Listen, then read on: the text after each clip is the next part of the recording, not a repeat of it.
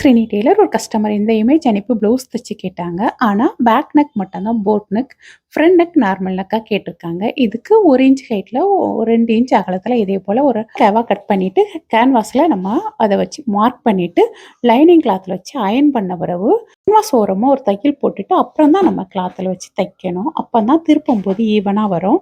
ஏன்னா, கேன்வாஸ் வந்து கொஞ்ச நேரத்துல நம்ம அயர்ன் பண்ணது பிரிஞ்சிரும். அதனால தையல் போட்டுட்டு அப்புறம் தான் நம்ம தைக்கணும். இதே போல ஒரு மூட்டா ஊசி வச்சு நம்ம திருப்பிக்கலாம். எப்பவுமே ஸ்கேலப் டிசைன் தைக்கும்போது தையலை எவ்வளோ பொடி தையலா வைக்கிறீங்களோ, அப்போ நீங்க நெனச்ச மாரி ஸ்கேலப் கரெக்ட்டா துணி பிஞ்சு போகாம கரெக்ட்டா வரும்.